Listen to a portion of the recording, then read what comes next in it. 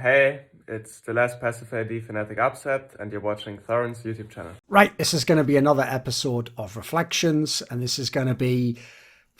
I think if we include the grilled one, this might be like the fourth or fifth time Froggen's done this. I think you might be number one. I think you might have taken that spot by now. But to be fair, you have also been playing since like 2012, so we had a pretty large span of time to do these in. In fact, when I looked it up, the last one we did of these, because you've been on the talk shows since, but the last one we did of these was actually in 2016, so it would have been actually pretty early on in when you were in Echo Fox and you'd moved to America. So there's plenty of stuff we can cover there. So one thing I thought I would ask you about actually is, when you look back in time now to those Echo Fox lineups, they actually look way better on paper now than they did then, because people like Acadian and Greg have been like pretty decent players since then. Have obviously been LCS caliber. They've even been in teams that have been in the finals, etc. But back then, if people don't know, the teams were basically you, maybe the odd person that people knew, sort of like Keith, or obviously when Looper came the year after. But aside from that, these names, even if they're now known, were basically, that was like their first shot, you know, that was like the first time they were in LCS. When you look back on the Echo Fox teams, do you actually think, was there enough good players, was there enough good pieces where they could have been better than they were? Obviously didn't make the playoffs. I think the first year, absolutely not, because it was basically me and 4 rookies. And we were dealing with visa issues and all that kind of stuff too. So I don't really think there was a chance of that happening. The year after that, maybe. I personally think we kind of got as much out of it as we could, because throughout the spring season, they were trying out some new stuff where they tried to make it more like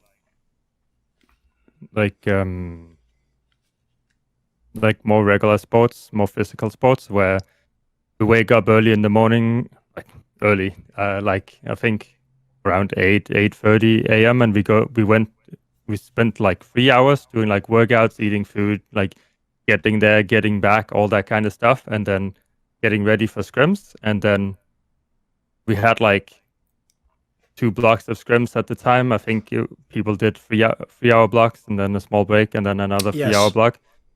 And then after that, everybody is just kind of done with everything. Like they're just exhausted from everything. So there wasn't really a whole lot of time to play solo queue. We had like a couple of hours in the evening, and that's it. So we actually didn't. I personally don't think we were playing the game as much as we should have. I'm talking about that's 2017, start of 2017. Yes, with that team, and then halfway through the season they kept trying to do the eternal scrimming, where we only are allowed to scrim our academy team. Right. And the start of summer, they enforced it where we were only allowed to scrim them and nobody else, which is like interesting experiment. But I think it's really hard to like get a lot better when you set those conditions. I mean, the funny thing is, when you bring all that up, it actually makes a lot of sense in the context that Rick Fox himself came from, like a traditional sports background. Because the thing he's trying to implement there all sound like if you already had like the best team in the world, maybe that would be a good approach. Obviously, Koreans have famously scrimmed secretly, you know, and tried to test stuff out. Obviously, if you already had like the perfect league players, if you did get them in shape and you give them a healthy lifestyle, you can see how that could potentially add to it. But my question, I think, is an obvious one if you're a fan, which is, didn't they eventually surely they should have looked at the team and gone, you also need like way better players than this, though. You know, like it's not like even in basketball, you still need like role players. You know, you can't just have LeBron. You have to have players that he can pass the ball to. So do you not get the feeling that they kind of like underestimated the amount of actual talent you need to be in a good team? It's hard to say. I think it was just not their goal. More so than, obviously they would love to have the best possible players like everywhere, and then they can practice against each other, and in theory it might work out well. But I think it was part of, they wanted to be experimental and just like kind of stand out. And if it did end up working out, obviously it would change a big deal in Sure. NA, and it was the year before franchising. But I think there was a lot of things that kind of tied into why they would want to do these kind of things. I know that all the players disagreed with all of these decisions, because I don't think it's good to just play against the same players like the entire time. There's a lot of stuff you're missing out on and that you're not learning. But there also was some positive takeaways. Like I think when we were playing teams, they were like really scared of what we might or might not do from pick and ban phase. So we encountered a lot of weird pick and bans that I think benefited us. But yeah, overall it was a big mess.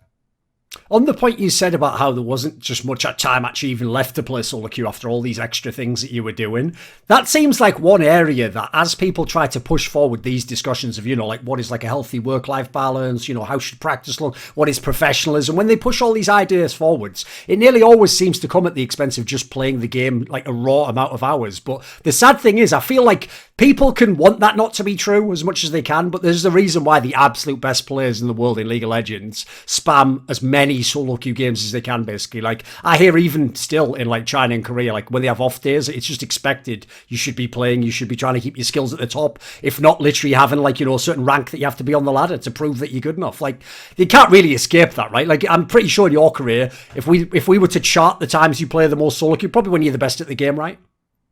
Yeah, I would say so. The experiment where we had to like do all this working out and stuff stopped doing summer, but then the summer like was where we only did the eternal scrimming. So we actually had a lot of time to play solo queue then.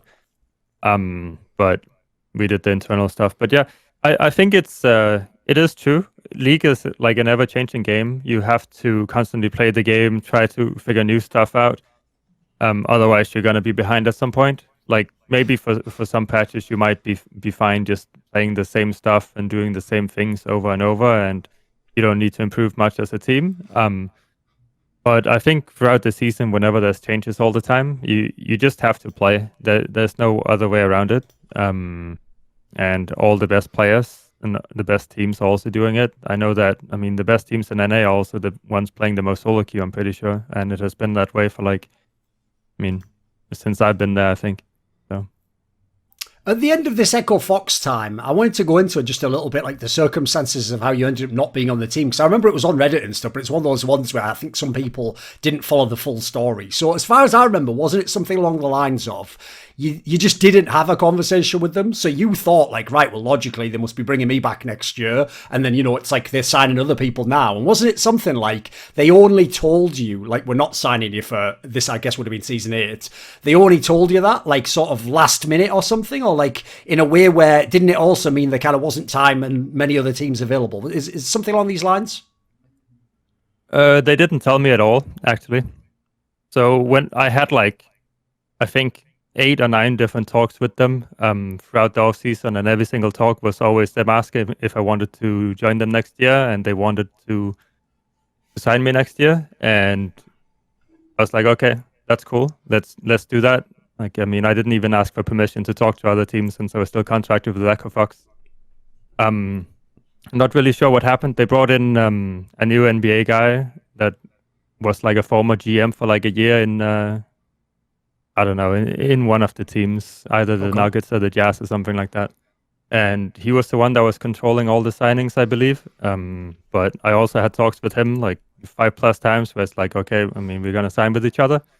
And then they just ended up not doing that, I guess. And that kind of caught me by surprise. So there was like 2 teams left. There was, I think, GGS still had left to sign the mid laner, and maybe that was about it.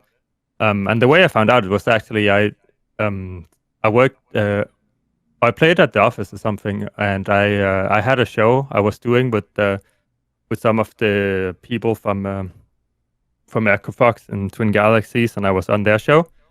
And then I walked out of the rooms at the Echo Fox office and was like, okay, so Phoenix has just been announced as the mid laner, and that's kind of how I found out. So actually, they didn't tell me at all.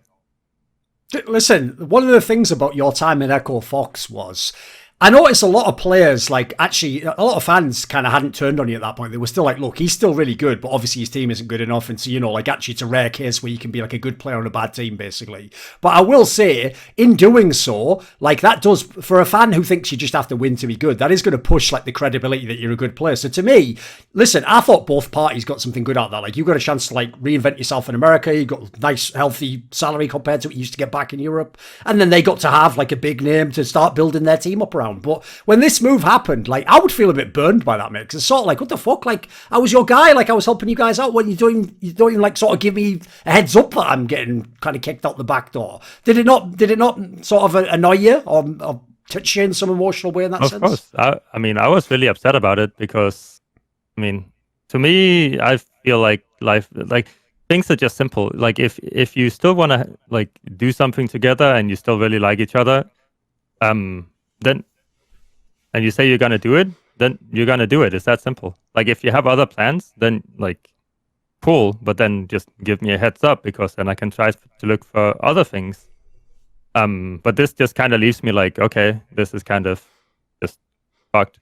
But on the other hand, that's how sports work, I guess, and it can change all the time. True. So it is kind of naive for me to just expect something to happen. But obviously, my 2 years in Echofox was kind of like all about, we're gonna build like the organization and then see where we can take it. Like, I thought I was just gonna stay with Echofox for like the rest of my time, actually. But I guess they ended up having different plans. Like, maybe they thought I was doing something I wasn't doing because I wasn't talking to anyone else. I don't really know. And I think that's maybe the guy from the NBA was used to the players just like dipping and just doing whatever. Like, but it is what it is.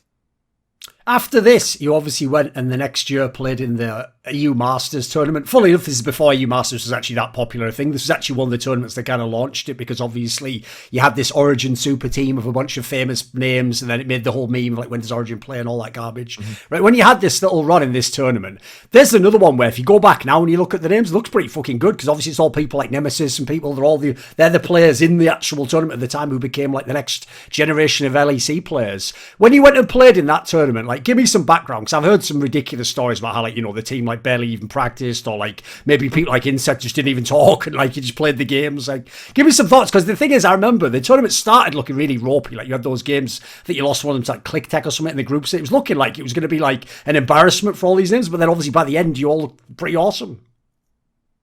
Yeah, so we started practicing 5 days before the tournament started, and we had just all been signed at that time.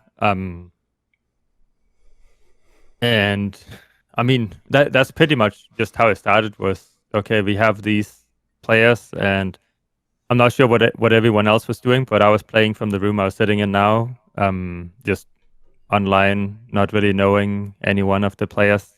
Never really played with any of them before, and I think only Justice and Forgiven had played like a year together in SK Gaming. Sure. And honestly, I don't really think it was a super team or anything like that, because it's just a lot of known players, or players that people knew. I think Forgiven hadn't played the game, and like, he had his military thing, so he hadn't played the game for like, I think 6 months or something. And I don't know about Insect and Justice and Expect. Like, I don't know how much they were really playing, but I think Justice was coming off of a role swap or something like that.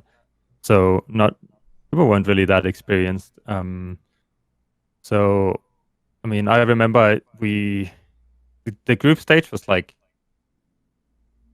pretty rough because we lost the first game, but I don't really think we were too bad for like how long we had been together, and communication issues as well, because Insect didn't really speak English, so we had to use really, really simple words, so just a lot of pings. Luckily, it's something I have encountered before, and I've practiced a lot, both in Korea and soloq, where it's kind of similar the way you have to communicate and stuff. So kind of figured out some kind of communication system with him, and Expect speaks a little bit more English, but it's not it wasn't a whole lot too, so it wasn't enough to like just quickly being able to translate whatever we want to do and stuff like that. I've actually wondered what you would think about this topic, because even though that's an extreme example, because maybe some of those players literally wouldn't be able to even communicate, even if they like wanted to, you know, but I've always thought that was actually a little bit of an element that gets overblown. I don't know if it's because of the American aspect, because if you notice, if you listen to American comms, it's people just talking all the fucking time. Like, even when they call out a target, they just say the target like 15 times in a row till the target's dead. Like, I know that's the way they think for some reason, like, you know, it's a positive that you're contributing in that sense. I've always thought, especially in games like League, you can see even some of the really good like Korean teams aren't common that much. Like it's sort of understood. It's kind of like football. Like you don't say in football what you're doing out loud as you put a cross in. Like the guy understands. Like this guy's going to cross the ball and I'm going to try and header it. Like there's like an unspoken communication. I feel like League should be a bit like that. Like certain tower dives and stuff. You're not calling everything, right? You're just supposed to know what you're supposed to do. Yeah, I think that's where League is headed, or where it's already at right now. I think a lot of teams is changing their communication to be more like that, where it's just expected that they know what to do. Like if they're like, go set up for Dragon, it's like expected. People are just doing their job. They don't need to be like, yo, you need to be here for the mid wave. Yo, you need to put your wards like that. You need to ping that. It's kind of common sense. Just go do it kind of thing. And I think a lot of teams do this now, both in EU and NA, and then obviously the Korean and Chinese teams are doing it.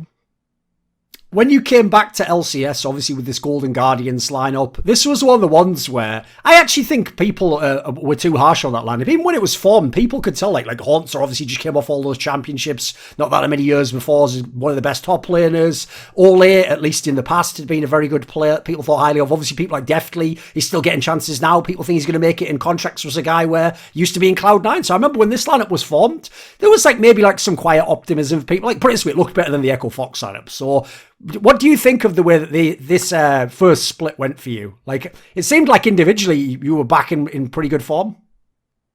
I mean, I think the split was okay. There wasn't that many issues. I mean, it just really comes down to a whole lot of practice. I know that we kind of have a lot of freedom to do what we wanted in GGS, but I think maybe we just weren't better than what we got in that lineup. I'm not really sure how we would do much better. There was a lot of conflict about what we're supposed to do in the game and what we're not supposed to do in the game, and like how to play out the game, which we never really got to figure out. What was the big issue? Like, what was the contract? How did other people want to play? I think we were just not very adaptive to what was like really strong in the meta at the time. Like we had a lot of discussions. Like I think there was a lot of different first picks as something that was possible. And it was like, I think it was tanks in top lane, Lissandra Zoe mid lane, stuff like that, where it's like we just had a lot of confusion about like, okay, we actually don't talk about how we're gonna play against all these kind of meta picks at the time. It's more like we just kind of pick whatever is like fine for our laning phases, and then we just like play the game out, which I think is like, you don't really win games like that, but you never really look like you're shitting the bed either. True. I think that was like a big issue in the team, so we never really got to talk a lot about how we really want to play the game, and we had coaching staff issues too, where it was like, I mean, there was some swapping in and out of coaches and trying to find some coaching and extra help and stuff like that to try to kind of make stuff work, because it was a lot more like, I don't know, they wanted to do some things, and I don't really know how to explain it. I think they were just trying to do it more like regular, like NBA stuff too. But I don't know. It was some weird stuff. Like this team this year, where obviously it was like a playoff / borderline playoff team, it was a team that had some upset wins over some top teams. This was one of your teams that really made me stop asking the question that as like a naive European I always ask LCS people, which is like, have none of you ever figured out what the side lane is? But mate, when I watch this team, like I understand now why teams don't do it. Because logically, right, most of the top teams in LCS have like a really amazing European solo laner, if not two nowadays. So I always thought, like, you're not going to tell me that, people who've played in teams like the Origen teams that were side lane, or they don't just come to America and forget how to do it. But I remember watching some of the games you had in this team where you tried to do 1-3-1s, and you just could not get the 3 not to fight. Like if the enemy engaged on them when they were near the tower, it's like their brains just told them they were in a 5v5. Like, have you noticed this problem? Because it feels like in LCS, it's rare that teams really understand how to actually properly do these split pushes. I think 1v1ing is just not that good right now, because there's not like, you don't have extreme pressure from a side lane player, and then teams are really good at controlling what's going on in the game, and then just grouping up for dragons and stuff. And usually, if you have a split push guy, then it's usually a split push top laner like Fiora, Jax, or something like that. You usually end up conceding some dragons because you end up going topside, make sure that guy is strong, and then the other team just has like an easy win condition. And if you do it the other way around, where you just don't help your guy top, then he's just gonna fall behind due to jungler. And even if you get the dragons, you don't have a team fight comp, so it's really hard to team fight even if you get the dragons. So I feel like it's also people got way better at engaging and flanking than they were in the past. So usually you will just get engaged down in mid lane, which is what you're talking about, where it's like the 3 people fight. Obviously people can always play it better, but it's just really hard with limited amount of vision, because I mean you don't have infinite wards. So if they clear it out, you have to base. There's just so many aspects to it that makes it incredibly hard to play 1v1. And everybody has to understand what's going on in the game and has to be on the same page, and it's just makes it really difficult. So it's easier just being like, okay, let's have something that can kind of split and then also be strong in team fights, which is kind of what you see now. You had some very interesting picks this year that were basically off meta. Like I remember, for example, when you were playing Karthus in the spring split, at the time, Karthus was a jungle champion. Like that's actually where it was being played if you went to the career or something. And then I remember when you were playing Vel'koz, I went and looked it up online. There was like barely anyone in the entire world playing Vel'koz at that time in any region. So there are these 2 picks, right? Obviously, these weren't ones that were being spammed even when you got wins on them by other people. So they did look like they were trickier maybe to play. Give me some thoughts on it. Why were these viable champions for you? How were you trying to play them? The Vel'koz one I think particularly was quite interesting because everyone thought obviously it's just going to get ganked 24/7, but actually you seem to do a very good job staying away from those. Yeah, I mean they just have kind of unique strengths and kind of unique weaknesses at the same time. The Karthus thing is kind of just, I think Karthus stats and laning phase and everything is just way overtuned. So it is actually a snowball champion, where you just win your laning phase and then you have your ultimate to support your side lanes, so they are also going to be able to win. That one is just pretty broken, and it's something I've always been playing a lot of, just whenever it looks good, and it depends on which champions I'm up against. And since it's LCS, people don't really play like assassin type champions. They're just going to pick the regular stuff, so it's not that scary to like blind pick. And Lissandra was meta at the time, which Karthus is pretty good into, because you just out damage her all the time and have strong laning phase. So that's the reason for the Karthus pick. And I don't know. I don't think I ever really lose on Karthus. I think I lost like 1 game in the last 5 years or something on him in competitive. For the Vel'koz, he is actually like a common counter pick to control mages. Like he can do well against the Viktor, Origen, and those kind of champs, because you can outpush other champions by just like 3 points in W, and it just clears the wave. So it's not really a super gankable champion, and it's pretty safe on its own, while also being able to provide a lot of power in team fighting. I don't really think it's anything special. I could have played another champion, but he does have long range, and we just saw a lot of success with those champions when it came to scrimming. So I decided that I wanted to play it on stage as well, because they were very successful in scrims. Right, another champion I want to ask you about, I'll relate it to actually something topical though, which is, if people remember, in the MSI in this year, Season 9, 2019, was the one when Team Liquid beat Invictus Gaming and made it to the final of the tournament. And one of the picks that Jensen actually used was Locke's mid lane, which obviously hadn't been meta for years. In fact, actually, maybe way back to your days back in CLG when you used to play it. And so I remember the story was at the time, wasn't it, that you yourself had been spamming it in like solo queue or maybe scrims even, and then he kind of took it from there? I was spamming it in scrims, and we won pretty much every game I played Lux in. I used it as a counter to Lissandra mostly, because that was just what people first picked, but it also worked well against Lux, or against Zoe, sorry. Right. Yeah,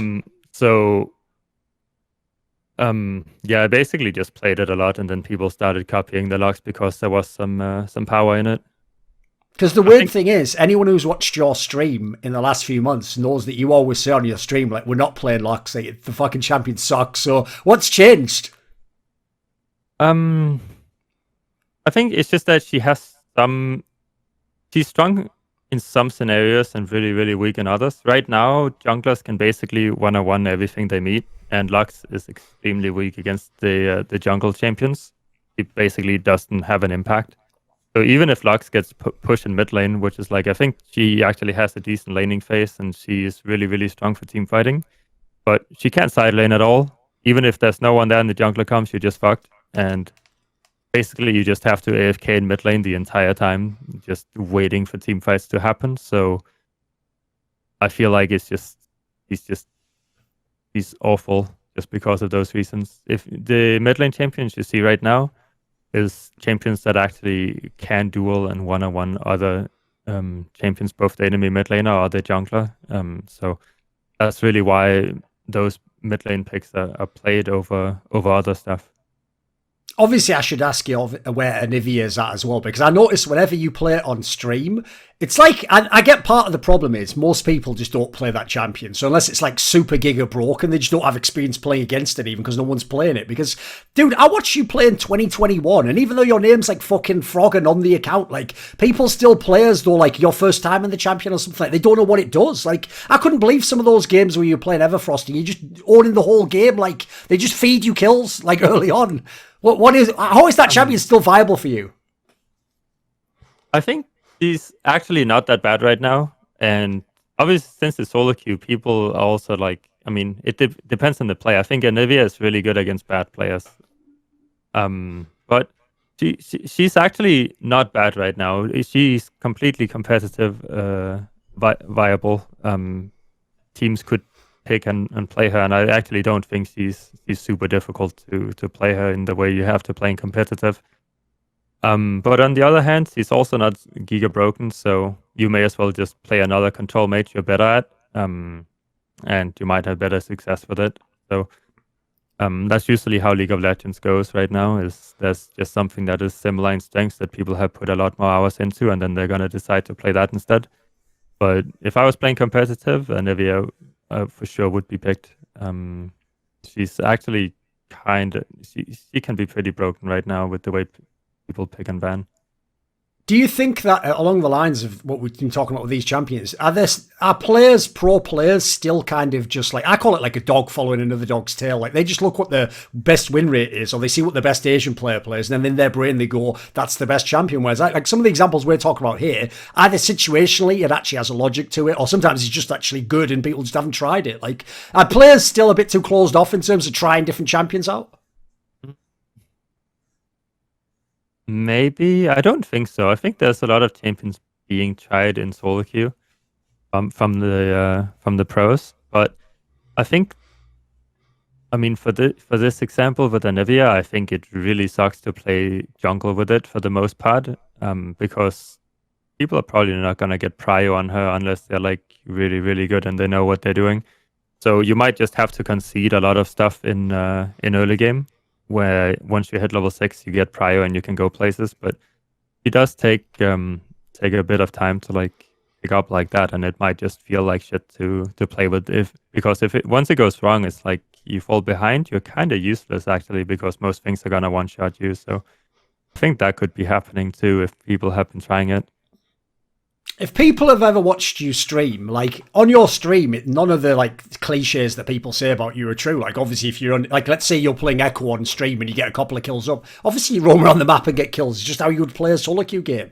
But I have noticed you will try and even play quite a lot sometimes champions on stream that you almost never get into your pro player pool for whatever reason. Is that something about like the way a pro match players out, your mentality? Do you prefer just a certain level of comfort? What's the reason why some of them, like Yasuo's another example, you might play that a whole bunch on stream, but then maybe it gets one game in LCS?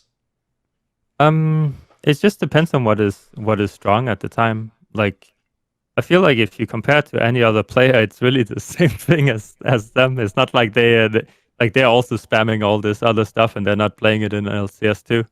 I do think like I generally play the champions that I play in solo queue. Like, anytime I have been spamming champions in solo queue, I have also ended up using them in LCS. So, for example, the Yasuo thing. I mean, Yasuo was spammed during like season 4 or 5, and I think I played him both of those seasons. It just purely depends on what is strong. I don't think I play champions that are like weak competitively. Like I always just play whatever is the strongest.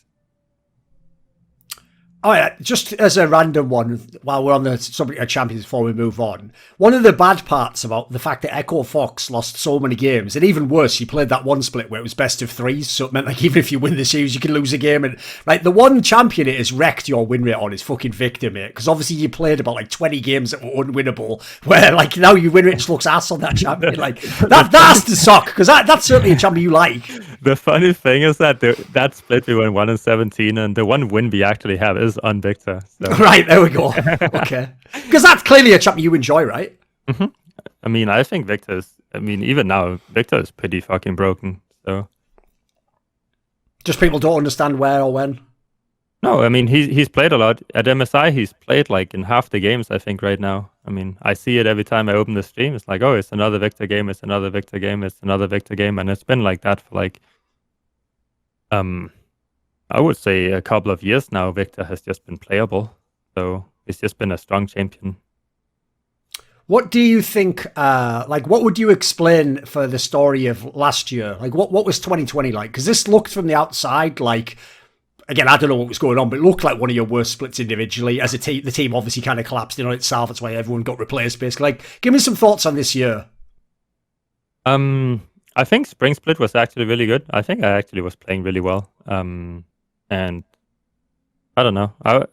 That year was like, Spring Split was fine. I just think, honestly, we just weren't really there as a team. I also think people were underperforming individually for like, in contrast to how well like they probably should be doing. But Summer Split was like it's kind of started leading into Summer Split. It was just a whole mess. And I don't really think I played particularly well. I also don't think I played particularly bad. I think I was performing like really well in scrims and trying being one of the people that tried. I think it was just like kind of collapsed at that point. And leading into the split, they did some weird stuff where it's like now they have their own view of however they wanna do things, and they were like, okay, we're gonna do this 10-man roster thing again. And it was kind of similar to the Echo Fox situation, except for that we also could scrim other teams than just scrimming internally. So what ended up happening is just people did their like I think we scrimmed 4 days. Like it's like 3 weeks before LCS started or something, and there was like first 4 days of scrims, but it was like people play 2 games and 2 games or something like that. So it's like shared time. And then initially it was meant to only be for that week. Then that goes on for the next week too, where everybody is just swapping in and out. So it's basically just a whole new team all the time. So I did that for the first 2 weeks of our summer startup. And then by the end of that second week, they decided who was going to play.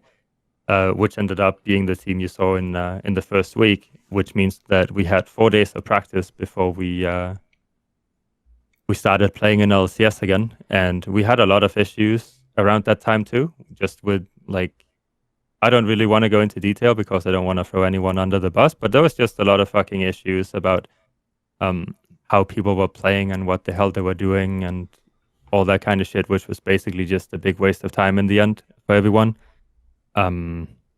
So it was basically just like that, and then we got thrown into LCS, and then it's kind of like, okay, I mean, you can pick a control mate and just fucking farm and then say you don't give a shit, you know? Or you can actually like, okay, let's just do some fucking shit and hope it works.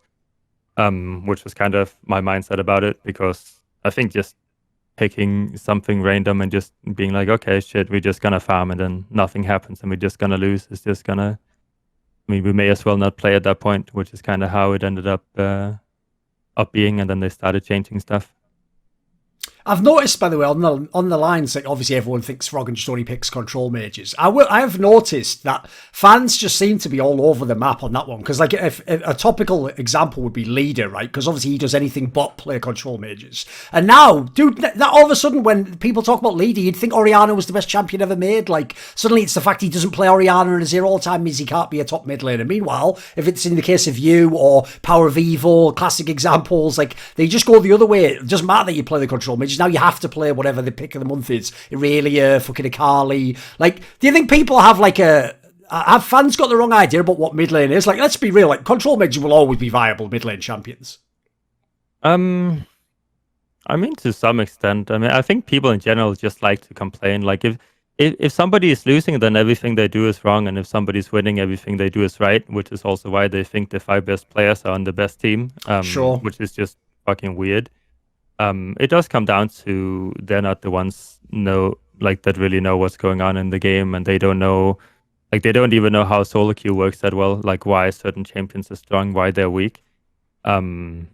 It's just like a knowledge issue, and then I think it's mostly just a knowledge issue, honestly, because it's not something they will be able to replicate. I mean, they're gonna think the best champion is just whoever can like throw out the most damage, which in that case, well, that's just gonna be like a control mage or a hyper carry, like no matter where you play it, it's just, well, that's the most damage. But the game doesn't really work like this.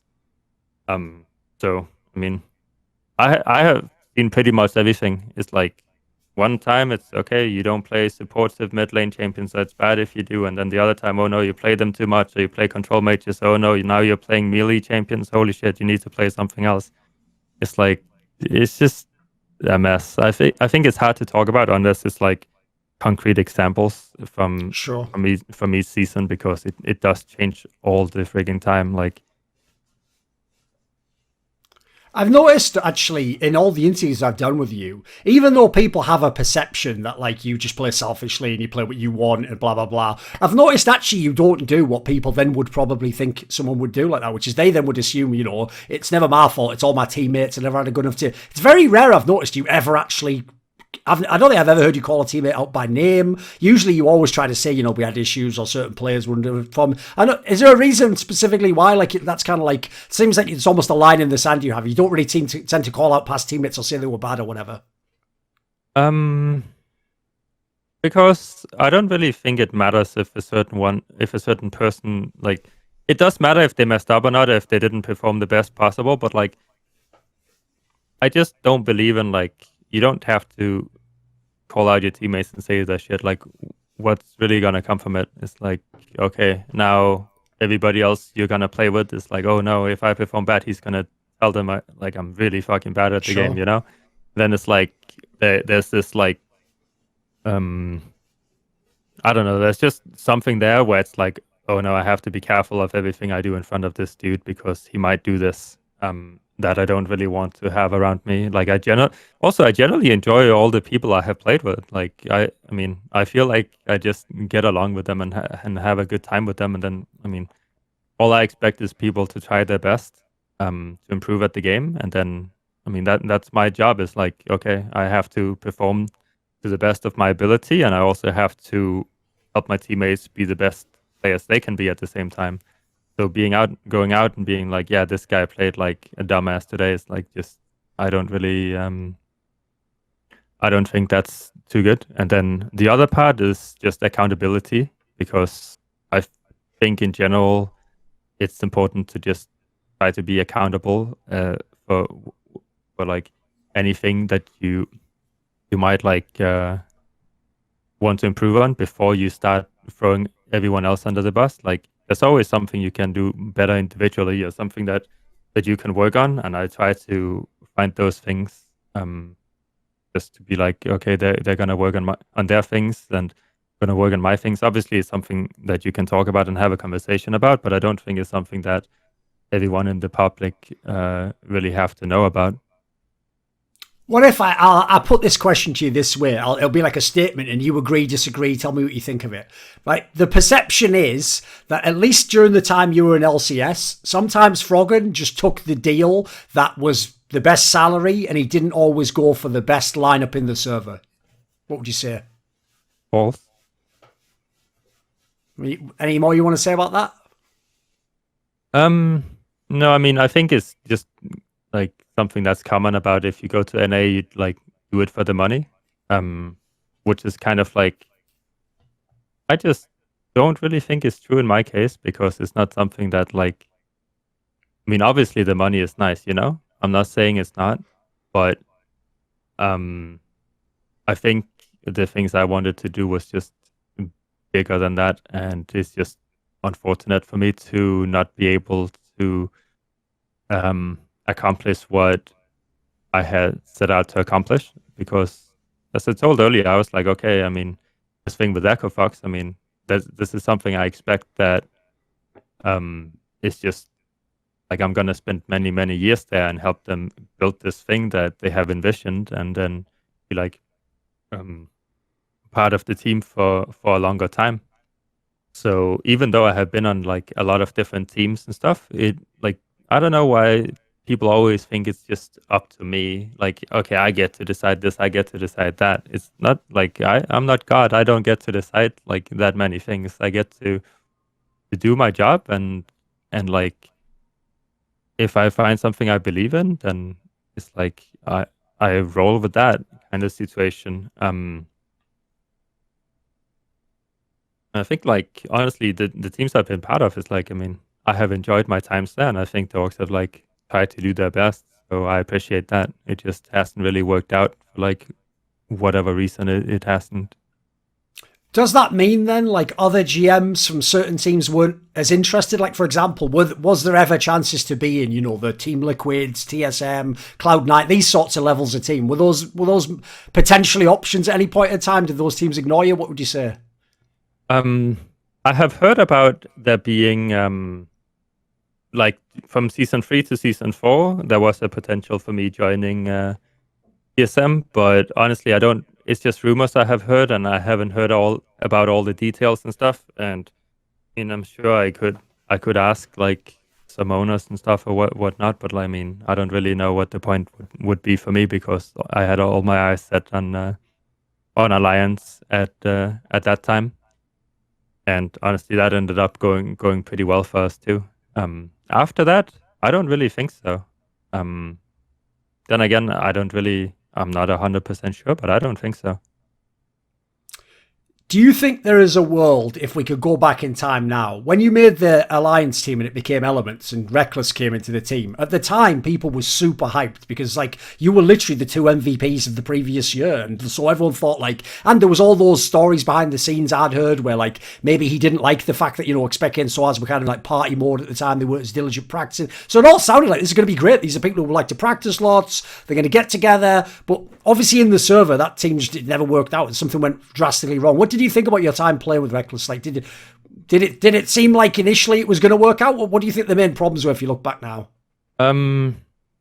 Unfortunately, I have said this a lot, but then like the start of Elements was also kind of like they envisioned something that they just wanted to do, where I think they may have been the first team to try to start doing the whole style where they don't do a gaming house, they do apartments instead. The players are responsible for themselves. They need to do their own shit. They need to get their own furniture, all that kind of stuff. And then they have to like go to the office every day, which is like we were a bit outside of Berlin, and they wanted us to do all of these things. And I think he just kind of got fed up with all of that. It was too much, and he just wanted to like basically do nothing but play the game, and it just. I think that affected him a lot, which ended up being not good for the team. It affected a lot of us, but it affected him a lot. So.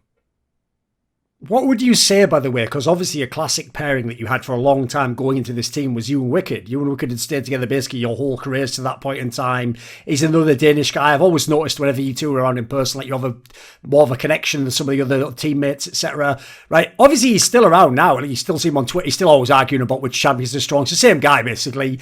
Right? What would you say about your career playing with Wickd? Like, what sort of teammate was he? Did you have some sort of extra connection outside the game? I don't think I have a special connection with him, at least not compared to, I mean, people mostly know us from the CLG, EU and EG days, and I was just as close to the other guys as with Mike. But we are able to speak Danish together, which is something that's like we're able to crack a lot of jokes in Danish where people have no idea what is going on, and it's kind of funny for us. So we do have a connection like that, but otherwise, I mean, we're just friends, just like my other friends.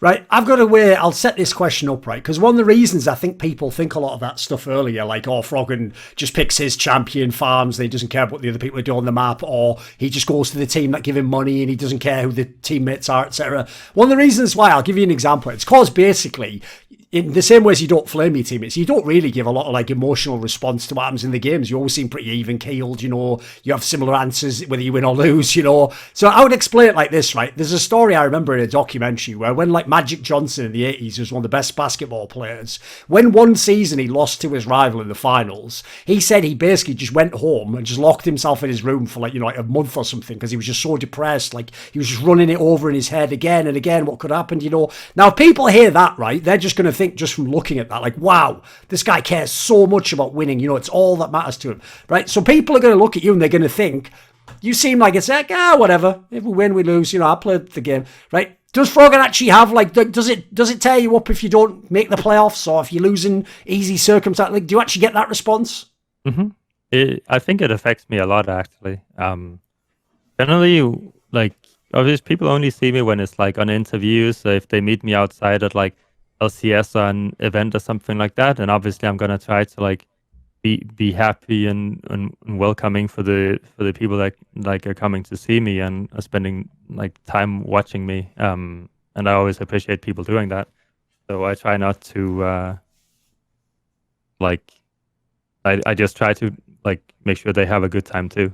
And then I think the whole like when I have to decompress everything that has happened either after a game, after a season, after a split, like whether we make playoffs, don't make playoffs, all that stuff.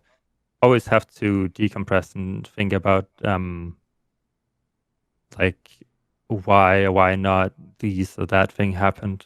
I think that is something that's very, very common. Like I just need time. I have cried before after not making playoffs and worlds and whatnot. It's like I mean, obviously I know that people don't see that on the outside because they only see like the interviews and that kind of stuff. But it is something that affects me a lot and like gets me emotionally. Also solo queue games even. I mean, if this is all I do and like all I want to do is like try to win if I don't have many more goals than that, it just kind of sucks, you know? Like that's basically like if I'm successful at doing this, it's been like a successful time. If I'm not successful in doing that, then it's gonna feel like everything I have worked for, spent time doing, is just been a waste. Along those lines, I have noticed actually, both when you play solo queue, when obviously anyone could be the jungler, it could even be a person who's never played jungle before, but even in terms of some of the LCS player, where sometimes you just had players in other positions who were struggling, you seem to have like a very, I would say like pragmatic mindset to the game. Like you sort of understand like what the other player is capable of doing, and you just don't expect it. Like you don't, unlike a lot of people who even when they do solo queue, the pros can't turn their brain off. They expect every jungler is like prime Jankos and is going to do the perfect follow up and stun this guy. And realistically, it's not going to happen in solo queue. It's not even going to happen if you have, you know, rookie teammates sometimes. Like, you see, would you agree? You seem to have a decent mindset for kind of like not expecting too much and kind of like just giving them room to do what they're going to do. It depends on the day. I think some days it's definitely the opposite, where the thing you just described, where it's like I expect people to do this or that, or like it's expected of people to like know those kind of things. I sometimes do feel like that, and other days it's just, I have more kind of like more easygoing attitude of just being like, okay, whatever, he's just whatever, he can't do that, but we can still win the game, kind of thing. I don't know. I think I'm kind of bipolar in that aspect because I feel I really can't tell what it's gonna be when I wake up during the day. I think it depends on how stupid it is, the stuff I see. Is it, obviously your classic style in your career is just get out of laning phase with enough gold items that you can do something in the team fight. If people peel correctly, play the team comp, then you do enough damage, you have a chance to win. It's a classic control mage style. But in this style, what I want to ask is this: is that way harder in the last few years? Because if you just look at the meta in the game, there's often less tanks. Nowadays, like, the supports in the fucking jungle and the top laner can all be monsters when it gets to a team fight. Some of these fights, it's one area I actually think some of the criticism of LCS is a bit too much. Like, some of the team fights, I don't think anyone can really calculate all the things that are happening. Too many variables. Like, it's not the same as back in the day where, you know, like, this champion just does the DPS, this one does burst, you know. It was kind of a bit more ABC back in the day, right? What do you think of team fights nowadays? Yeah, I think that's true. I think there's a lot of power on a lot of roles now, where they have a massive impact in team fights. So it's just more depending on who's actually strong, rather than what role you play. So I think that's true, but I don't think it necessarily makes like champions in mid that deal damage weaker or better. Again, it depends on what's in meta. In 2020, there was a lot of like Set mid, there was a lot of Galio mid, because those things were just broken at the time, so you play those champions. Whereas like now, even at MSI, I mean, if I was playing, I would get flamed for just farming all day, but that's basically what every single mid laner is doing right now, because that is what's the strongest in the meta, so people are gonna do it. So I feel like it's not really... It's more difficult in the sense that mid laners can't just 1v3 in side lane anymore, because they are gonna die to their jungler if their jungler goes there. In the past, you would be able to side lane extremely efficiently and just like power farm everything, including champions. And we have seen that in a lot of games from Viktor, Rice gameplay, or Oriana gameplay. Now it's way more difficult.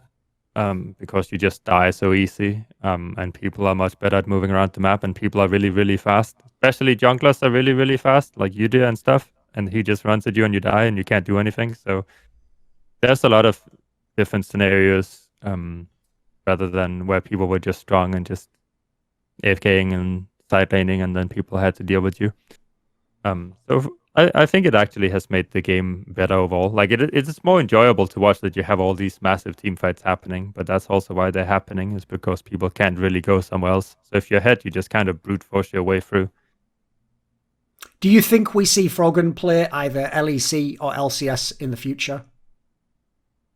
I don't know. I think it's kind of 50-50. Like, there's a chance I would be open to it. But it would also depend on more things than just being like, yo, do you want to do this? Yes or no. There's obviously always a lot of factors built into to what's gonna be going on in the future. Okay, at the end of this interview, do you have a final message or something you want to say hello to or thanks? Yeah, I just want to say thanks to all the fans. I appreciate the support, and it's amazing that I can still play and stream and stuff after this long. And it's just cool to have so many people around me still that still want to watch me play the game, and that support me. Also, thank you to you for the interview. Yeah, tusen tack. Det var så lidt. This video was kindly supported by Eddie, Chris with a K, Lager15, Pronogo, Shenlong, Zachary Carter, Adam Ox, Alexander Rao, Andreas Crockneys, Animosity, Dean Tanglis, Eric Hillestad, Hades, J Dubs, Jensen Gore, Joseph Ginsberg, Kovacevic, Tobias Bernasconi, Zumba, Zyrathenia, and as always, special thanks going out to my boy Jerky's Minion. Want to suggest topics or guests for my shows? Want to ask me questions in my monthly AMA? Do you want teasers? Who are the upcoming guests? Maybe you want to be part of one of those discussions I do where we nerd out. Well, if so, put your money where your mouth is and join the Scrolluminati today by using the Patreon link in the description box below.